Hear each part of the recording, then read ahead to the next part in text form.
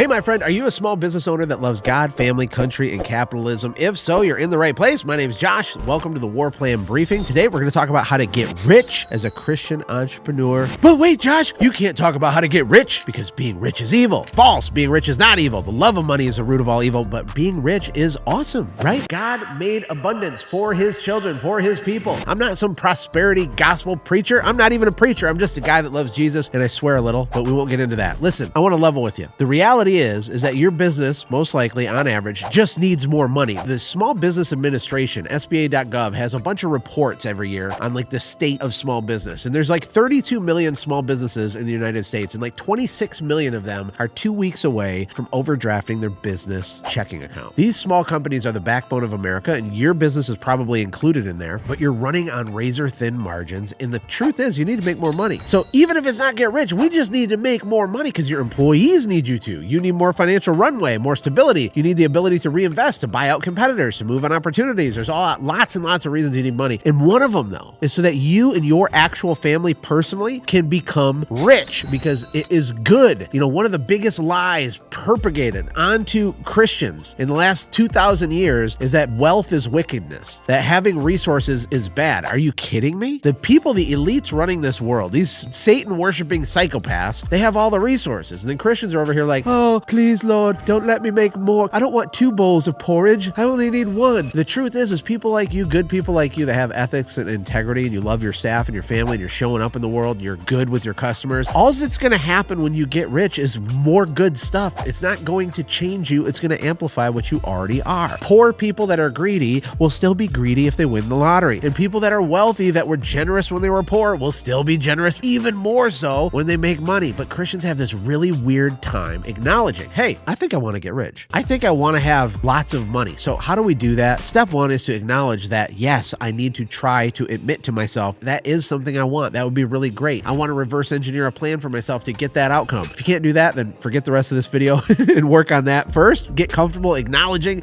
that you want abundance and resources. But if you're still with me, what do we got to do? The first thing you have to do is achieve mastery of something. You have to create surplus value. The way to make money is through profit. The way to get profit is to give something to someone that has an incremental cost to you much lower than what they give you in return for it. The higher that spread is, the more wealth you can create for yourself. If you do a really menial task, like you sweep a floor, and you can charge $20 an hour, and you can pay an employee $12 an hour, there's a little bit of margin in there, a little bit of arbitrage that happens, but there's not a great surplus of value. So how do you create surplus of value? You have to know things other people don't know. You have to understand nuance and how to do things other people can't do. You know, there's a reason that a specialized, cardiac surgeon makes more money than a general practitioner doctor, because they have more layers of nuanced, specialized education and can demand higher prices. Not just that, the services that this guy provides are life or death. The services that this guy provides are like how to stop your sniffly nose from running, which isn't as critical, right? So what can you learn, or take the business you have now, what can you add to it to create more surplus value for yourself? How do you increase the value of your offers? How do you find a way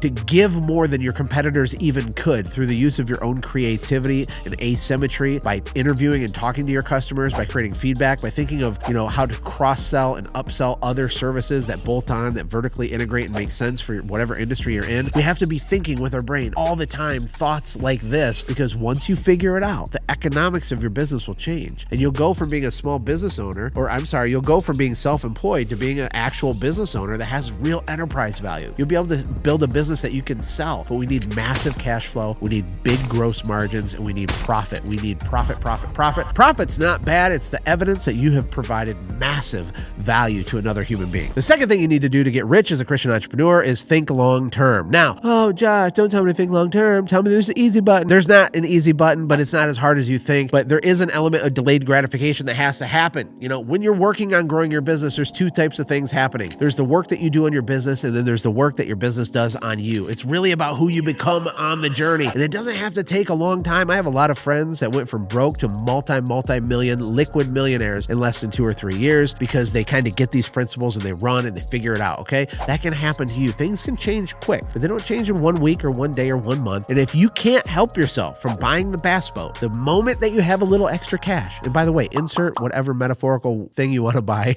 with bass boat. That's a placeholder metaphor, right? So it's not a bass boat, it's a vacation, or it's paying off your student loans early and now you you have no cash. Now you can't grow your business. Okay, so the thing is you got to think long term. You got to have delayed gratification, because amateurs focus on the front end and professionals focus on the back end. And what that means for you and your small company is that if you can just push pause on your lifestyle for 2 seconds, attain mastery of your skill sets, create the surplus value, scale your business, put your head down, figure it out, earn your bachelor's degree in pain, earn your master's degree in suffering, really big, huge things happen. But the capital and the cash in your business is the lubrication that your business needs. It's the jet fuel, it's the rocket fuel that gives you this huge result over here. And small business owners choke their business to death because they steal the capital and they go on the vacation. And it's like, I'm not anti-vacation, but I'm anti-vacation for you right now. We can do that in 24 months. We can do that in 36 months. The longer you're willing to delay the gratification, the bigger the reward is, not just in terms of cash, but you got to remember, because you have a company, you're building enterprise value as you go. Most really wealthy people built and sold a company. I have small business owners like, what stock should I buy? I'm like, you don't need to buy any stocks. You need to reinvest and scale your company, because you can't outpace that ROI. It's almost impossible, because there's the money you make right now, and then there's the enterprise value of what your business is worth as you scale it up, right? As you scale it up, there's real dollars being created that you can't cash out today, but they're still real. You know, you might only make 100 grand next year working really hard, but what if your business value goes up by 250,000? Well, you really made 350,000 that year. You just don't get that other 250 today, right? But it's back end money. All the big money is the back end money. But you see how powerful that is if you do that 2 or 3 or 4 or 5 years in a row. Russell Brunson is the founder of ClickFunnels, and they're valued at over $1 billion. The business didn't even exist like 9 or 10 years ago, right? Think about that. From idea on a napkin to $1 billion in 10 years. Yes, he's made lots of money along the way, but the big money is on the back end. If he decides to exit it, it's going to be unbelievable generational wealth type of transaction that happens. The same thing can happen for you, Christian entrepreneur, as long as you don't feel bad for succeeding. Okay, anyway, let's keep going. The next thing that you have to do to get rich as an entrepreneur is you have to begin to measure stuff. Whatever is measured can improve. If you don't measure it, how do you know if you're winning? We don't reverse engineer. We don't do enough math. You know, math is the path when it comes to you building wealth with your business. You have to understand the economics and the KPIs, the key performance indicators, and the metrics, and what should even be measured in your business. It's different for all businesses, right? If you have a service business, which I have a lot of experience with, there's certain things you need to be measuring every day, other things every week, other things every month, other things every quarter, other things every year, and we pay attention to it. All of the high achieving people that I know, the people producing the most in terms of revenue and profits with the biggest businesses, they know their numbers like the back of their hand. They have them memorized. At any given time, they can pull up a dashboard on their phone that has their cost per lead and their conversion rate and their average ticket and the lifetime value and their callback rate and 100 other KPIs. They just know it because they're living in the numbers. The dollars are in the data. Most smaller companies, if you're doing less than $1 million, really struggle with this. You know, the thing is you don't have to become a mathematician, math expert to win. You just don't. But you can't avoid getting good at understanding the economics of your business and how money moves through your company. If you don't understand that, you can't succeed at a very high level. It's really hard to accidentally get rich. You know, if it does happen to some people, because it does, it's such an anomaly that it doesn't even matter, right? On average, the way to do this is to understand that math is a path, become a great sales and marketing expert, and have an offer that blows people's minds, be good at recruiting and leadership. There's like a handful of boxes you got to check. One of those boxes is measurement. It's mathematics. Math is the path. Everybody say it with me. Math is the path. I feel like a kindergarten teacher. Okay, come on, kids. Math is the path. Look, sit down on a Saturday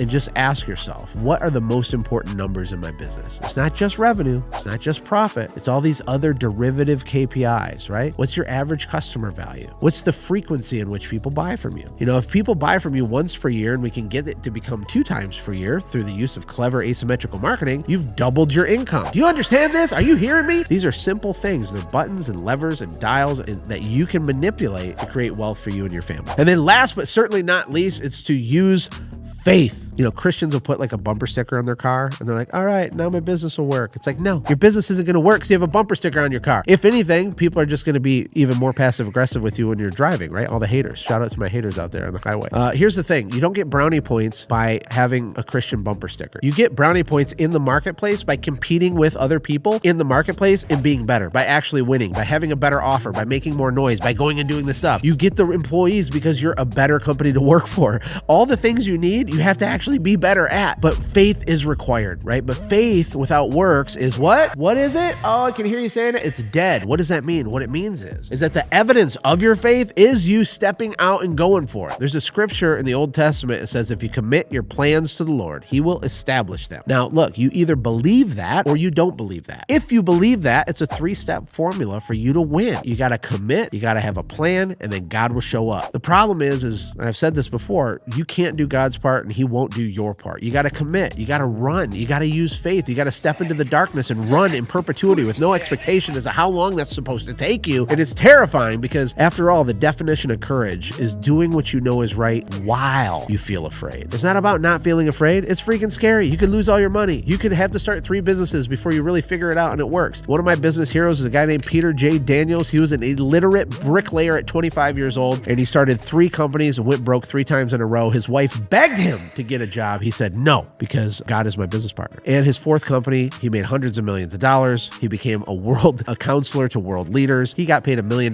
for 15 minutes of advice one time. If an illiterate bricklayer can do that, so can you. But he stepped out in faith for an extended period of time, earned his bachelor's degree in pain and his master's in suffering. And at some point, the universe, God, it has to come back to you. It will yield to you, right? But we give up too quick because we don't have faith. Hey, if this is valuable for you, if it's helpful, if it's encouraging, please share the videos, but don't forget to subscribe and hit the bell. That way you get notified when we release them. And it's good for the channel. That's kind of like your little fee. Like if I give you value, the way you give value back is subscribing and sharing this, maybe leaving a comment. It means a lot to us, and we'll see you in the next video. Take care. Hey, thank you so much for watching.